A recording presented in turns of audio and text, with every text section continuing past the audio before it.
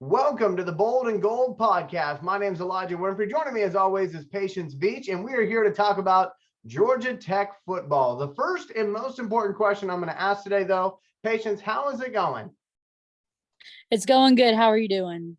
I am doing fantastic. I am ready to talk some Georgia Tech football, and you and I were kind of practicing before the show because we got some new gadgets that we're going to be testing out here on the podcast to see how they work. So obviously with new gadgets, you always got to throw out the disclaimer. If something goes wrong, it's okay. Okay. It's okay. Nobody freak out. Don't immediately exit out of YouTube. It's going to be okay. But there are some new gadgets that we're going to be working with. But first up, let's talk about that game. It was obviously a nail biter. It was a great ending if you're a Georgia Tech fan. A big win on homecoming. First one in a while. Patience, you were actually there, though. So I'm going to defer to you. Tell me what it was like leading up to the game, during the game, and after the game. Oh goodness. Trying to recap this is just it's crazy to even talk about because in the moment it's like my life flashed before my eyes because I've never seen Bobby Dodd Stadium that electric in a while. The crowd was getting into it. Everybody was booing at the referees, and it was just amazing. Leading up to it, everybody thought, okay, if we get this one more touchdown, kind of pull away, make it 24-6, pull away some, I think we've got it won. Well, some calls didn't go our way, unfortunately, and it kind of Duke got that touchdown in the fourth quarter to make it a nail biter. 8 seconds left, and everybody was like, oh goodness, like we're not going to win this. It's going to go to overtime. Like I was thinking, where are the football gods at when we need them? Because I was shaking in my boots, but it was really nice to see them come out with a win and seeing everybody unite and be electric, bring the energy and the noise that this team needed. And you could definitely tell that they fed off of that and it made a difference. And when that Duke kicker, missed the field goal, that stadium erupted and it was just amazing. I'd posted a video on Twitter that night saying I think I broke a rib from jumping up and down because I was just so excited in the moment, and I definitely lost my voice, that's for sure. But it was just incredible and really nice to see us come out victorious and see all the smiles on everybody's faces and see that energy brought back that we haven't really had in quite some time. So it was awesome. Well, I'm glad that you were able to be there and be able to enjoy this game and be able to see a victory that I'm sure you will always remember. I thought it was funny because I was flipping through Twitter after the game and I saw your video where you were like hyperventilating and you were like, I don't ever do this. And I was so excited to see how excited you were. And you also posted a picture that I thought was like really, really cool. And I don't know if you understood how cool the photo would be for somebody like me, but you have posted a photo of like everybody walking out of the stadium with the Atlanta skyline behind it. And I just wanted to tell you, like, thank you for capturing that moment because it seems so cool seeing all those Georgia Tech jerseys, all kind of going to probably the varsity, I would imagine, but just all going in the same direction. So I just thought that was so cool. And I'm curious, like, did you notice that would be a cool photo to take, or were you just like taking pictures of everything? Okay, I'm not going to lie when I say I actually got that picture from someone else. It was not me capturing it. I Okay. actually got it from somebody else on Twitter. I gave them credits. If you look at my tweet, I did give them credits because I was so fired up. I was seeing players at the end of the game, seeing players' parents talking with them, and everybody was just so hyped, and we were still chanting and stuff. So I really don't think, because I did look back a few times and I'm like, this place is packed. Like everybody's coming out at the same time. And I was like, this is pretty incredible. So I'm really glad that person on Twitter captured that moment because it was just amazing seeing that whole row just filled with Georgia Tech fans, just white and gold. It gave me chills just looking at the picture because I'm like, this is how I want it to be every single weekend. Like I was just loving it. Well, I'm super happy that you were able to be there. For myself, I was able to get into this game, I want to say probably towards the end of the first quarter, if I'm not mistaken. So here was my Saturday. All right. For folks who might be curious as to why I was not watching when toe met leather, it was because I was actually calling a high school football game 30 minutes away from my house. I was calling the local team up here is the Messina Red Raiders. They were taking on the Malone Huskies. And I was basically being the Andy Demetra of that game. So I was over there shouting and losing my voice, while I'm calling the game for the radio. And one of the things that was so funny is they had an old grass field at Malone, and they finally decided to make a turf facility there, but they haven't finished it yet. So they've got the field, but they still have construction equipment like not that far away from the field, and they had a hill, and they're building the stands into the hill, but they don't have the stands yet. So like it was so weird because nobody really knew what was going on in the game because there was no scoreboard up yet. So I'm calling this game, and Messina ended up losing 22-20, but it was like fourth quarter, 2 minutes left. Like I'm all locked in. I'm calling it like, this is the Super Bowl. And like nobody around me knows what the heck is going on because they don't know the score. And this is a home game for them. And I'm like, this has got to be the quietest 2-minute drill I've ever seen in my life because nobody knew how much time was left. So I got in the car, got back to my house, got the tech game on, sat down with my wife, Cassandra, and we ended up being able to catch the rest of the game. But for me, I was doing my very best on the ride home to not look at social media, not turn on the Georgia Tech app, don't do anything, just figure out what the score is going to be when I get there. Because I knew Duke was a good team, and they still are a good team. I was very impressed with what I did see as a fan from Brent Key and that coaching staff and everybody involved, all the players involved. And one player that particularly impressed me was Jeff Sims. I thought Jeff Sims had one of his best games as a Georgia Tech Yellow Jacket.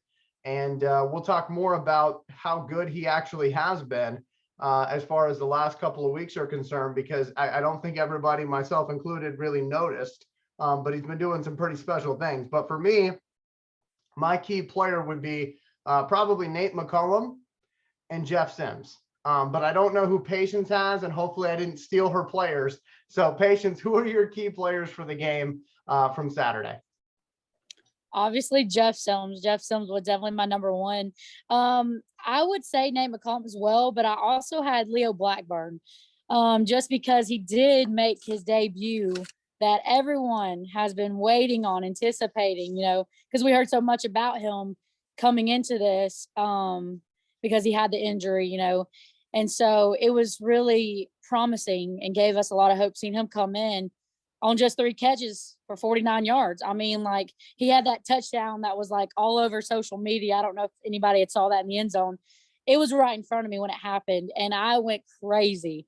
So I know he didn't have probably as much as like Nate McCollum, Jeff Sims, yard wise, but it was promising to see him come out and the way, and we didn't use him too much, but we used him enough to see what he can do for us in the future. And even in that game, he was awesome. But I would definitely say Jeff Sims for sure. I'm proud of him. I think he's very underrated, and just seeing the growth from him each week is just amazing to see, and the confidence build up. But also Nate McCollum, I mean, what can you say about him? I mean, goodness gracious, just in the Duke game, he had 101 yards on 8 catches, averaging 12.6 yards, I mean, in the touchdown. So, but I would definitely say Jeff Sims and Nate McCollum, but add in Leo Blackburn in there for sure.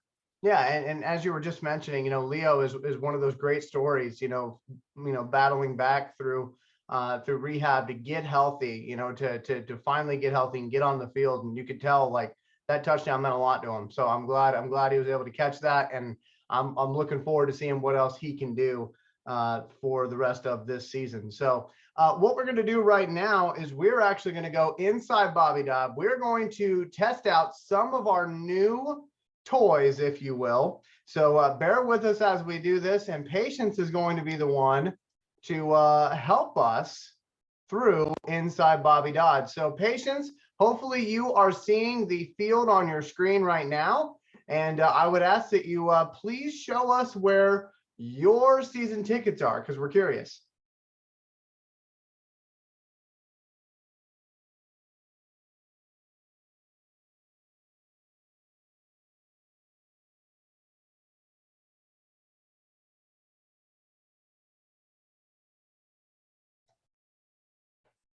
Okay, so Patience, you are muted. Just want to let you know. I am so sorry. I did not realize that. You're good. You're good. So My fault. Sorry, guys. I was just talking away. Sorry. Okay, so let me try that again. So section 213, the lower part of section 213 in row 2, it's directly behind the band and the students, which I love because it gets rowdy, and I'm rowdy at games. I'm crazy. If anybody knows me, they see me, they know, oh, there's patience, But yeah, so when he zooms in, you can tell 213, the lower part in row 2, is where we actually have row 1 and 2 because my grandmother got season tickets, so we kind of had to split up. So we're in 213 rows 1 and 2, which is honestly the best view in the stadium, in my opinion.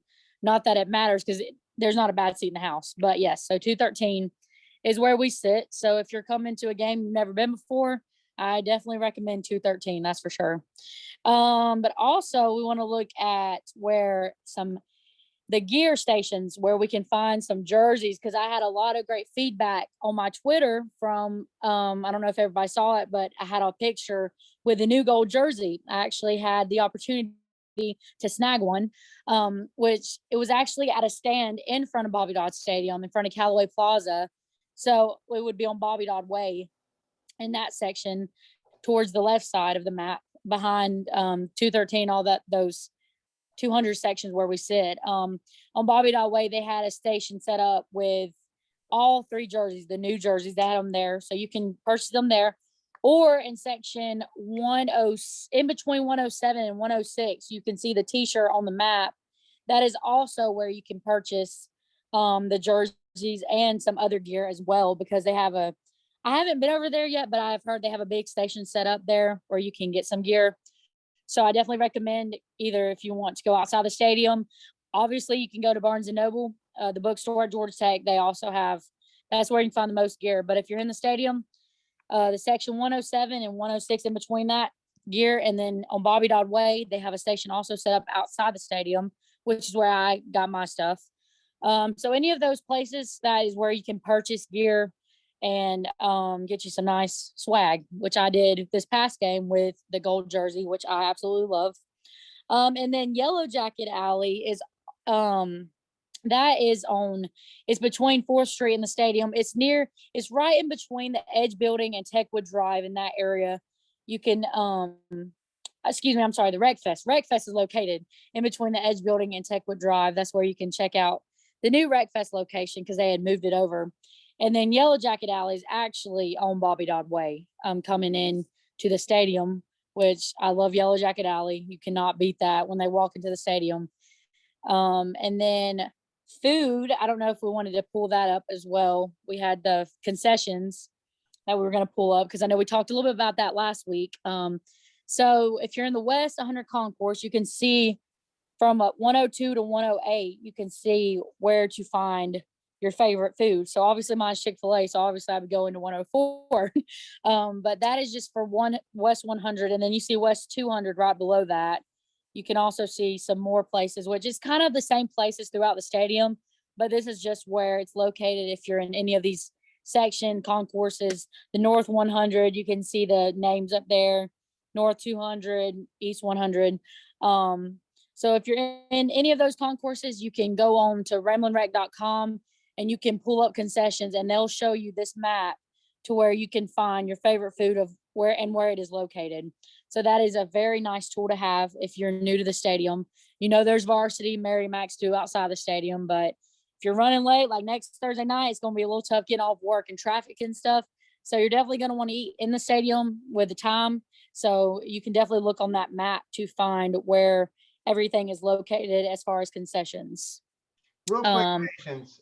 Yes, sir. With the jerseys you got, if you don't mind me asking, how much are they, and what sizes did you see they go up to for our audience who might want one?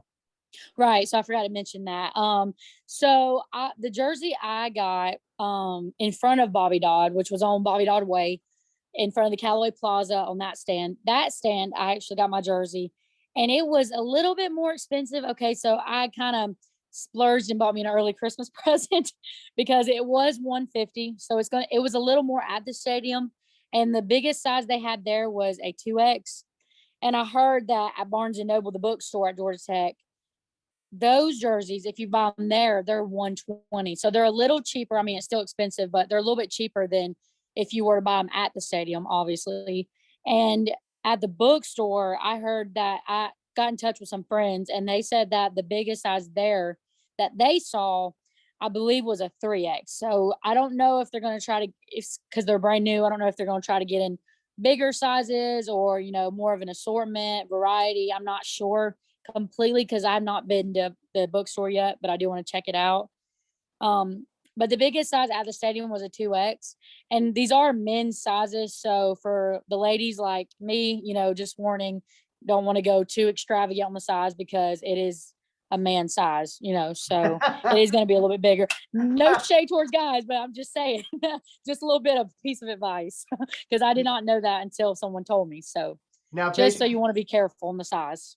Now, Patience, you were talking about Barnes and Noble, the Georgia Tech Barnes and Noble. On this map, like in relation to the stadium, like where is it? Like is it closer to Techwood Drive? For folks who might not know. Correct. You were correct. It is closer to Techwood Drive because I'm envisioning it the way I would go in the stadium. There is a long walkway because you're going across an interstate per se towards Varsity and then the Barnes and Noble bookstore. It is but I mean there are shortcuts obviously. So if you're more familiar with the area, you could take shortcuts on Bobby Dodd Way. We do it that way. I mean, you can go near Techwood Drive near the Varsity and stuff, but it is always easier to take the shortcut near Bobby Dodd Way, go by the baseball stadium and stuff. There, the Barnes and Noble is near, you can do a shortcut that way. So I would definitely recommend going the Bobby Dodd Way, which you can look it up on your GPS and I'm sure it'd be faster. So I would go with it's more closer to Bobby Dodd Way for the short drive if you don't want to handle all the traffic, which I don't recommend because Atlanta traffic is crazy. And Patience, one big thing that we also wanted to show folks is the fact that there are still tickets available for Thursday. And we kind of wanted to show people the map of that if you're ready for it, Patience. I am. Let's do it. Okay, so this was the map that we found, Patience and I found. It was from ESPN. Usually ESPN will have like on the schedule of your favorite team, which obviously we know what your favorite team is if you're watching the show. But usually it will show like, okay, so tickets as low as. So we wanted to show you that map, okay? And I specify that because this map might be different than the one that Georgia Tech uses. I don't know. But we wanted to show you at least something so you had an idea of what was going on seat-wise, capacity-wise as of Thursday. Okay, so and it's our understanding that the sections in white are already sold out. The sections in teal are not. So Patience, where would you like me to go first to see how much tickets are? Okay, so I said we start higher. So let's go to section 215. Let's start there, work in those sections. So those are, it's 35 for 215. So that's not too bad. This is going to be a little bit more because it is a big, bigger opponent. I mean, anyways. So that 215 says 35. And then if you were to go down to 122, I would imagine that's going to be a little more expensive. So 31. So it's actually 31. Okay, so I was wrong. So it looks to be 215 was 35. Yep. And then that one was 31. So that's actually cheaper. I was wrong. And then if you're courageous enough to sit in the visitor side, 129, we can see what the price that one is. I think that one, that was 28. Okay, so that one is cheaper. And then obviously we brought up about CL2, the club section, which is very fancy, and you can tell by that price, $246. If you want to spend your whole bank account, go for it. Because I hear it's unlimited food and beverage. I'm not entirely sure because I've never sat in that section due to looking at those prices, and I'm a season ticket holder in 213 anyway, so I don't see a point. And then I used to sit, actually, before we moved to 213, we sat in 104. So if you want to slide over there, we'll see what the prices are over there. That is 50. So that is definitely a lot more, which I hear. I mean, obviously I sat in that section and seeing the Florida State block field goal, that seat was perfect for it. That is a little bit more though. And you're directly behind the Georgia Tech sideline, which is even better. Let's see. Let's go to 132, which is right by the other student section near the visiting side. That one's 27. So those, it's not really as bad as I thought it. I mean, I thought it was going to be a little bit more expensive for the lower sections, but it's actually looking like the higher sections are more expensive. I don't know if you agree with me or not, but it looks that way. Well, I've never been to a game at Georgia Tech, so I defer to you on that one, Patience. But I do have a quick question, and I don't know if this is something that you and I can really solve, so to speak. But one thing that I noticed when they're filming Georgia Tech on television, it seems like they're always having their cameras on this side, and they're pointing directly at CL2 and CL3. And it seems to me that CL1 through CL4 is never really full, It's not. no matter what the game is. And I just wonder if they would possibly be able to film our stadium from a different angle to show off all the fans that are sitting over here, because I feel like this section down here and up top is pretty full normally, whereas this section and the upper seats are not usually as full. But I just wonder about that because, obviously you have recruits that are watching the game, and they don't want to see empty seats. And I just wonder if there's a reason why they have to film it from that angle. I agree with you, and I have said that from the beginning, because I do agree they do film it from that 106. I mean, that area that you were pointing at, they do film from that because that's where the press box and different things. And you can see if you look up there from my section, if you look up there, you can see the cameras, you can see the reporters, you can see all that stuff. And I've always said I wish they would do it from the other side, just because the Georgia Tech sideline, all those seats behind the Georgia Tech sideline is always full, no matter what. But on the visitor sideline, like you were talking about, the C1 through CL4, it's not usually full. No matter, like you said, no matter who comes in, it don't matter. It's just not full. Which I mean, the price it is more expensive. But I wish they would redirect it to show the more full side and show like we do have more than like 5 fans in the stand. Well, Because from that angle, it's like not a good view. And like the student section over here is usually pretty full, but like Oh, this one over 95% of the here. time. But like this one over here below the scoreboard, at least when I'm watching on television, it's never full. It's not. And I don't think that's because, well, fans aren't showing up. Like, that's not what I'm trying to say. I'm just saying. Oh, those students pack in on the other side. Yeah, that's why I'm saying, like, are those seats just bad? Like, I'm not sure, because like sometimes fans, the word gets out about a certain section and they're like, don't sit in that. You won't be able to see anything until they run the ball that direction in the fourth quarter. And then people say, well, why do I want to pay if I'm only going to be able to see the game in the fourth quarter? Right. Plus, Which I actually have. Oh, sorry. Oh, you're good. I was just going to say, plus, if you're sitting in 133 or 134, I would imagine that you spend a lot of your time looking up or behind you at the scoreboard. I was going to say, I actually have friends who sit in 132 and they love the view, but they do say that at some points in different plays, like when they're on the other side of the field, it is a little bit harder to see, especially if you're down like in the first row, the second row, whatever. All you're really going to see most of the time is what's going to happen in that end zone, what's in front of you. I have heard that people say they have to turn around or they have to like stand up to catch more of the action. So it just depends on what you like. If you like to see only certain plays, go for it. But I have heard students say that where they sit on the other side is definitely the better spot because you get kind of a view of everything. For sure. And hopefully those gadgets worked at home for you. I know they look good for me and Patience. And we want to go in now to how the bye week is. Obviously, this is a bye week for Georgia Tech, and there's going to be a game that you should definitely pay attention to. We'll talk about that in a second. But on the Georgia Tech side of things, how important do you think this bye week is, Patience, and how, what are the positives we can take out of this? Well, I was listening to Coach Key's press conference and hearing from him, it sounds like the bye week couldn't have came at a better time. And I was talking with Lamar Brooks, his dad, and he was saying, for guys like Jeff Sims, Zamari Walton, Makia Scott, Jordan Williams, guys like that went down in the Duke game, this whole week will give them a chance to be able to heal up and rest and be able to mentally recharge. Because I know Brent Key, he also talked about that mentally and physically I think we really needed this. My thing is, I hope it doesn't mess up our momentum going on, because I feel like we have a lot of momentum going on right now. So hopefully it doesn't slow anything down. I don't think it will, but I think for the guys that I mentioned, it specifically, but even more so that we did like the minor injuries.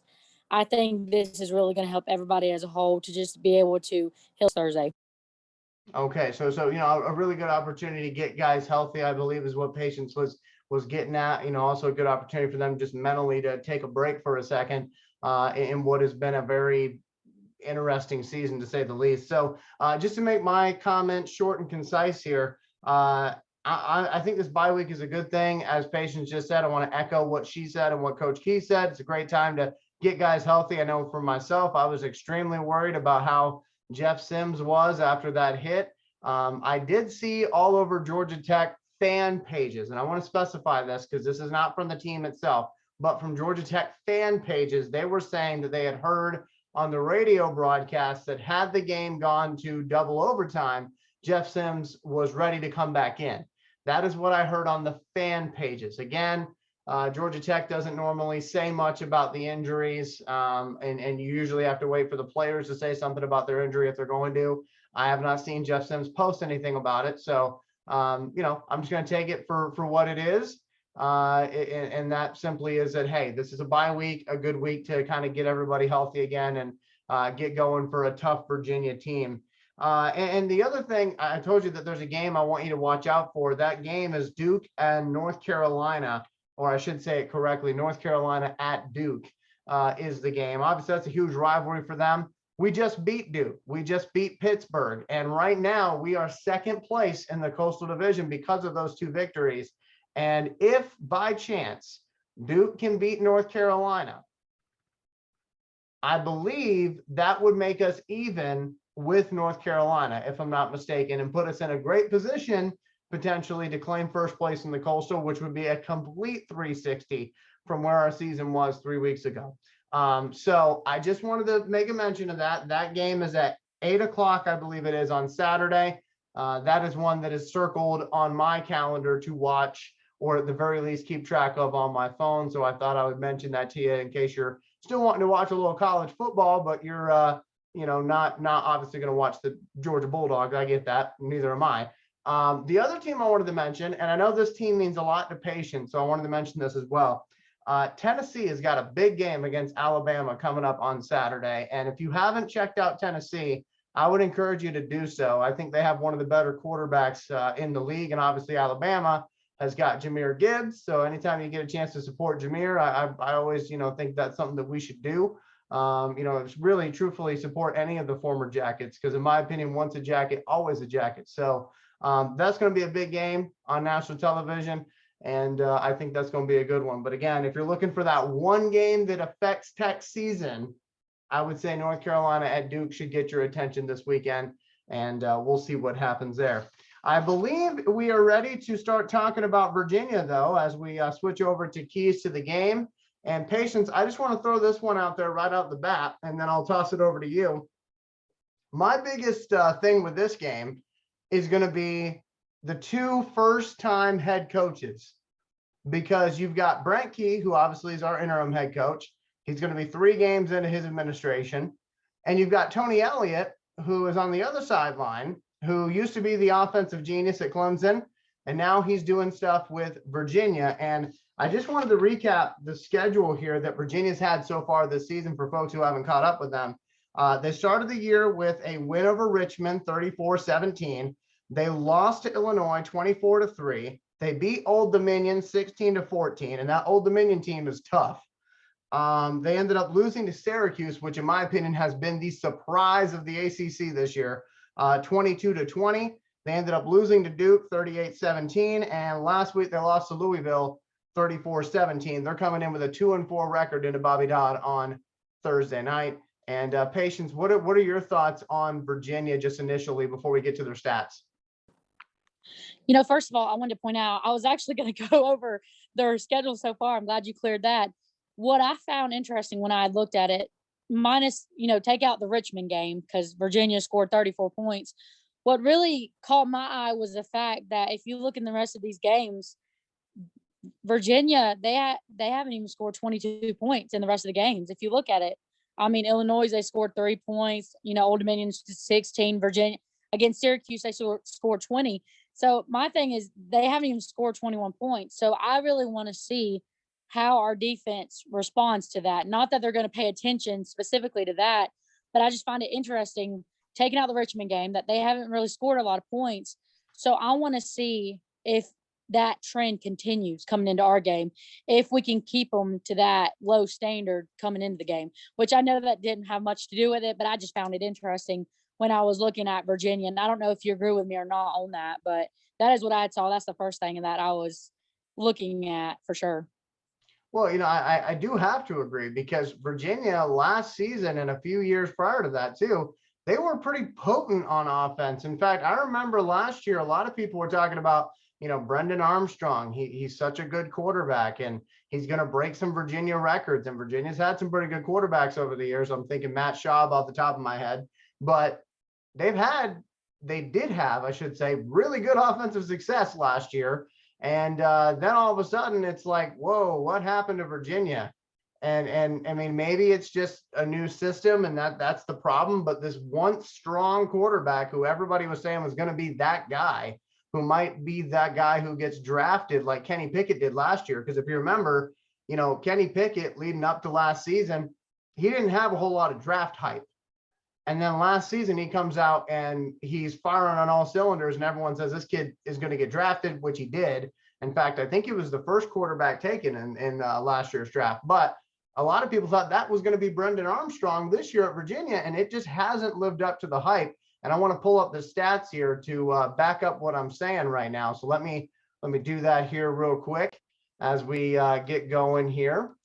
And for Virginia, as I'm looking at their stats, their quarterback's got 5 touchdowns to just 7 interceptions. He's been sacked 19 times, and he's only completing 55% of his passes. And I just want to show people just real quick here, if I can get it to work here and not be an issue. Look at his numbers last season and even the year before that, but specifically last season. 65% completion percentage last year, almost 4,500 yards, 31 touchdowns, 10 interceptions. He comes in this year, and so far this season, 55% completion percentage, 1,300 yards, 5 touchdowns, and 7 picks. Something is not right with this Virginia team. And again, it very well just could be the system that they're in. But Patience, what do you think about those initial numbers? I mean, I feel like that's a regression if I've ever seen one. I would definitely agree with you. And I've heard a lot of people, because I haven't really been watching Virginia close as much as I probably should, but I've heard a lot of Virginia fans say that Brennan has not really had the weapons around him like he's had in the past years. And I think that is really taking a toll this season as you look at those numbers from the past few years to now. And even looking at their running backs and receivers, it's like, I don't know what happened, but there's a kink somewhere.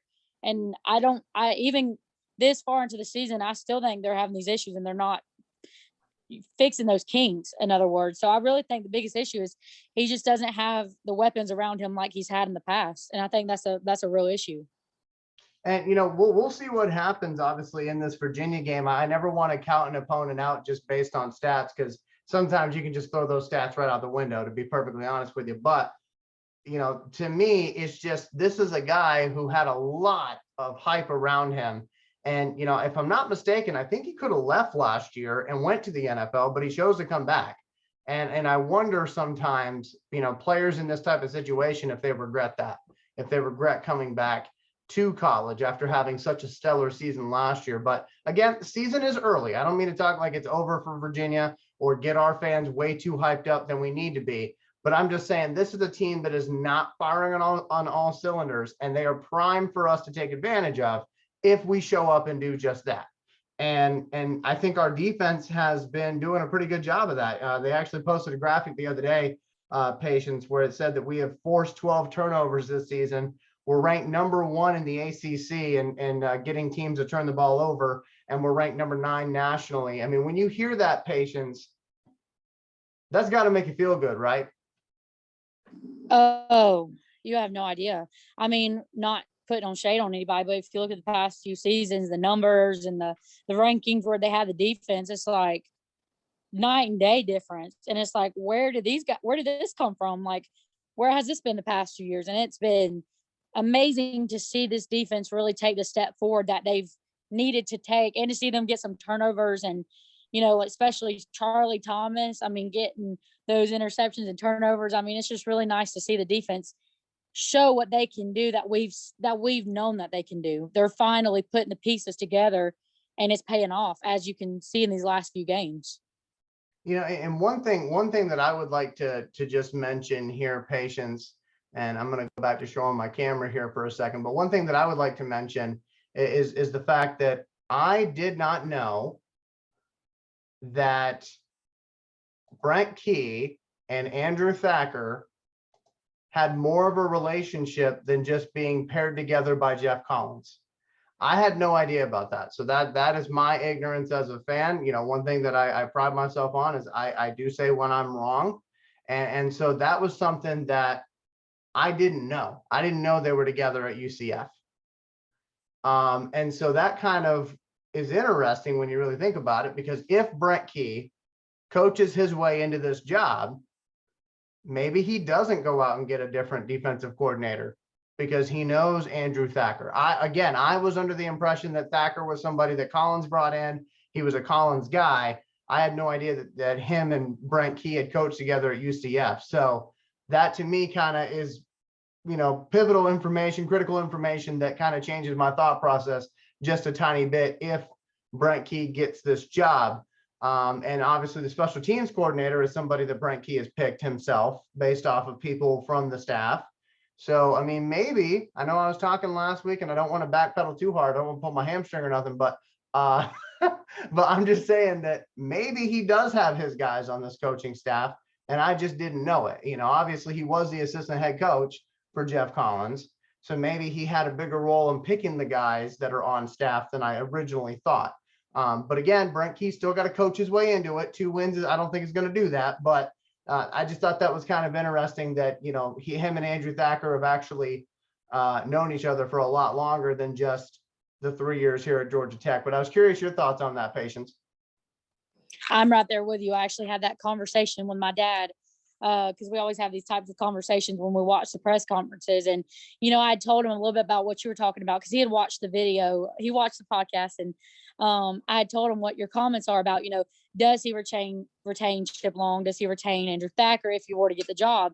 And my dad was saying a lot that he doesn't think that he wouldn't retain those guys specifically because of the relationship that they've had, like with Brent Key and Andrew Thacker at UCF and all that. So that's actually cool that you brought that up, because we were under the impression that we don't think that he won't retain them.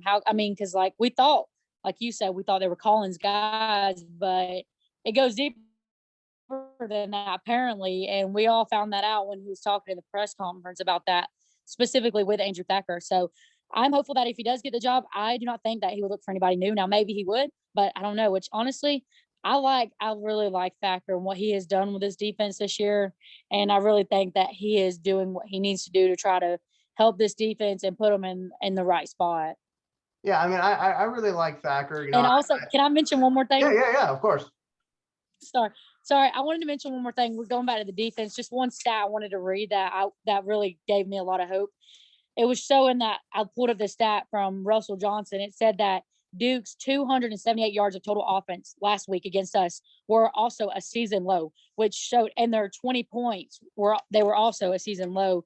And that really made me happy to see, because again, going back to the defense, like not shading the offense or anything, but taking that step forward, like I was talking about, that really shows a lot of hope. And I know that was random, but I wanted to bring up that stat because it made me excited to see.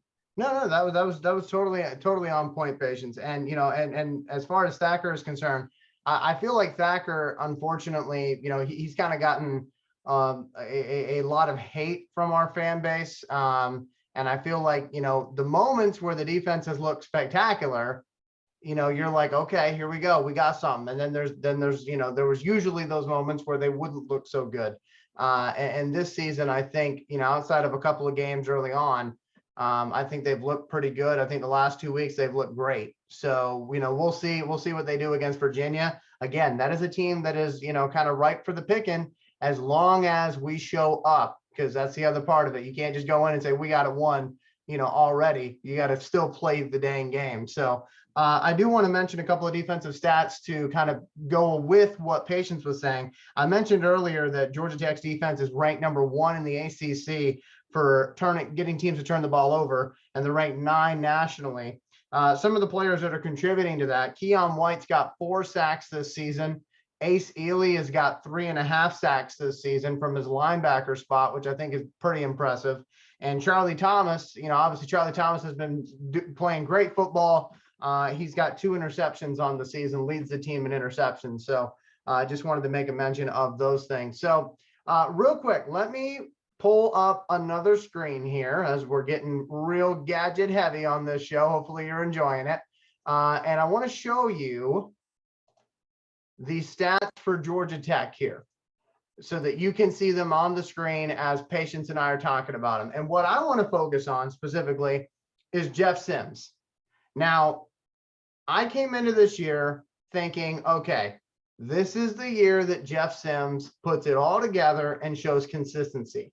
And if you've been watching this show for a prolonged period of time, then I was kind of on Jeff Sims' case the last few weeks, talking about, hey, it's great to not see interceptions, but can we see some more touchdowns?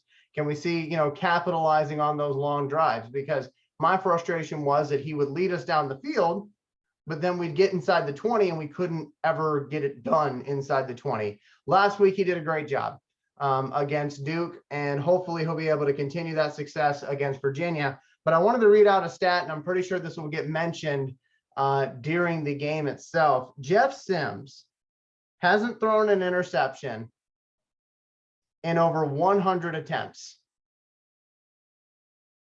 I just want to let that sink in for a second. For all the talk that Patience and I did earlier this season about interceptions, based on his first 2 years at Georgia Tech, he has not thrown an interception since September 10th of this year.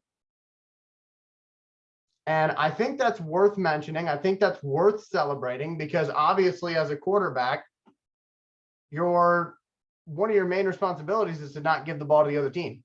So he has been doing that. So far this year, he's completing 58% of his passes. He's thrown the ball for over 1,000 yards. He's got 5 touchdowns and 2 interceptions. And again, had a great game against Duke. So I just wanted to mention that because I think it's worth mentioning. Patience, what are your thoughts on, anybody that you want to talk about here from Georgia Tech? Specifically Jeff Sims, like you were talking about, over 100 attempts. That's 4. I mean, he hasn't thrown an interception in 4 games. Okay. 4 games. And that was, a lot of people had put shade on him the past few years about, oh, turnover machine, oh, yada, yada, whatever else. Look at him go. Like, look at him, talking about the confidence building up. Look at this. Like, that's insane. That's awesome. I mean, that's something that I've been waiting to see all year. Like, I've been ready to see this confidence and momentum build up from Jeff Sims. And we've seen it. 100 attempts. That's crazy to even think about. But I want to also point out Hassan Hall. I mean, no shade towards Dante, but look what Hassan has done. I mean, what he came into, and I know Dante got banged up, so Hassan came in kind of not to take over for him, but just kind of play that role. And I mean, 330 yards is really impressive. I mean, Jeff Sims right behind him with 301. It's so nice to see Jeff be so versatile and being able to not only throw the ball and have a beautiful throw, but also can run the ball. Because when you give him that gap, he's going. And I think we saw that a lot in the Duke game. When he had those gaps, he was gone. I mean, he's fast on his legs, and that's really good to see. And I'm not trying to disclude anybody else. It's really nice to see that from Jeff. Nate McCollum as well. I mean, he is insane. I have so much joy watching him every weekend. Just be him and feel confident and get that touchdown last week. It was so awesome to see him and celebrating like it finally paid off. Can we give it up for Gavin Stewart? He's another one that I really want to bring a lot of focus to because he has really done a fantastic job. Let me see if I can pull it up. Georgia Tech had posted a stat picture today of Gavin Stewart. and some stats that he has so far. And I wanted to pull that up because it caught my eye earlier when I saw it. And I don't want to I don't want to read it wrong. But overall, I mean, goodness gracious, 7 for 7 on field goal attempts and made field goals made. 7 out of 7. That's 100% percentage wise that he has made. And I mean, goodness gracious, and he's perfect on extra points. Like, it's really nice to see that, and that's no shade again towards nobody else, but to see that from a kicker, because we've struggled with that a little bit this year. So seeing that from Gavin, I mean, he had the game winning field goal in overtime, and to watch him in the press conference and just see him grinning from ear to ear and hearing his voice, it was hoarse. It's like, okay, he was excited. Okay, so the Georgia Tech, the thing that they posted, 7 out of 7 field goals, 4 out of 4 point after.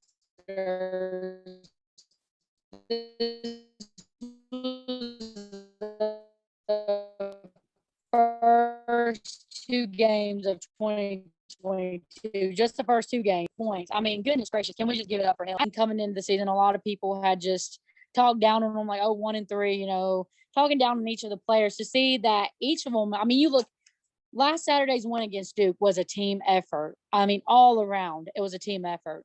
Sure, we still made a few mistakes here and there on special teams, you know, but the fact that they have rallied together, and even after the firing, you know, of Coach Collins, they have unified and have rallied together, and look what they have been able to accomplish.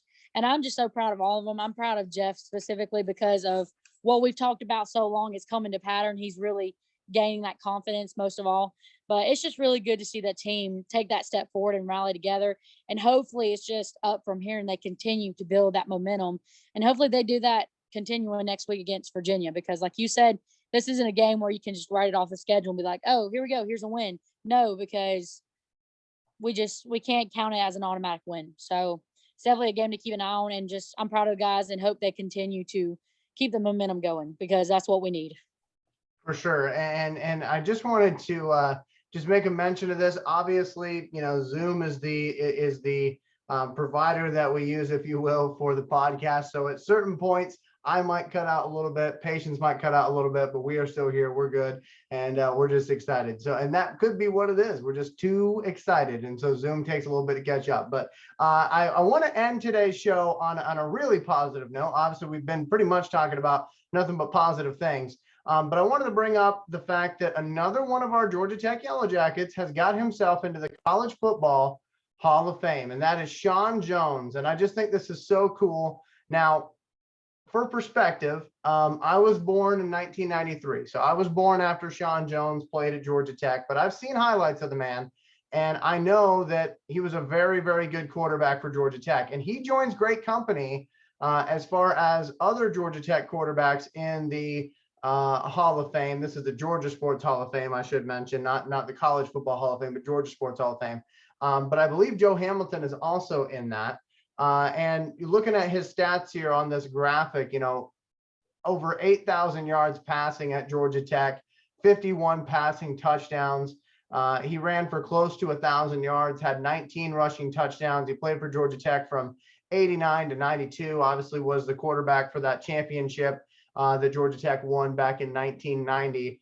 I just wanted to say congratulations to Sean Jones. I don't know him personally, but I find a lot of times that, you know, when people are talking about their favorite team, sometimes we forget about those who kind of laid that foundation years ago, you know, and so I don't want people to forget about what Sean Jones did. And that's why when I see anybody from Georgia Tech get that type of recognition, I always like to bring them back up, you know, remind people, hey, you know, this guy was pretty good too, you know, and that's a hard thing too, because like, I know for myself, you know, people might ask me like, who was the best Georgia Tech quarterback that you remember in recent years? And I might say something like, you know, Josh Nesbitt or Justin Thomas, or I might say Reggie Ball, because he was the first quarterback I grew up with. But you know, then I have to stop myself and I have to go back and look at the history and go, wait a minute, Sean Jones is pretty good too. he deserves to be in that situation, that same conversation as Joe Hamilton does. So I just wanted to mention that. I think that's super cool. And I thought that was a good way to kind of end today's show. But I do want to encourage everybody, give us a like, give us a comment. Let us know what you thought about these new gadgets we were trying out today. And maybe we'll use more of them in the future. But we figured, hey, you got to start somewhere. So I know there was a little technical difficulties here and there throughout the broadcast, but hopefully you enjoyed this episode of Bold and Gold. Real quick before we go, Patience, any final words for folks watching? I also forgot to mention on the Inside Bobby Dodd segment, don't forget Thursday night after the game, there will be a fireworks show. So if you love fireworks, enjoy that. That is definitely something to stay around for. I know it is a Thursday night, so it's a little bit hard with having work the next day and stuff like that. But that is one thing I forgot to mention. I just hope the guys keep the momentum going. I hope we get a lot of these guys back that have had these minor injuries. I hope they come back strong and healthy, and we're a full team when we play Virginia. And I hope that everyone shows up, because this team deserves the support. They need the support, because without the fans, they can't, without the noise, the crowd, the energy, it's kind of hard, for the guys. But as they had said last week, they really fed off the energy and the noise. And I definitely did too. And I'm just a fan. So really, most importantly, I want everybody to show up and support them and just be there for them. So I'm going to do my part. My family's going to do their part. We're all going to show up, have a great time. Yes, we're all working. I get that. But no matter what time you get there, just get there and just cheer them on, because they need it. So yeah, go Jackets. Yes, most certainly. And I do want to make one final stat mention here, because I'll be shocked if they don't bring this up during the broadcast for Virginia, Georgia Tech. That series is tied right now, 21-21-1.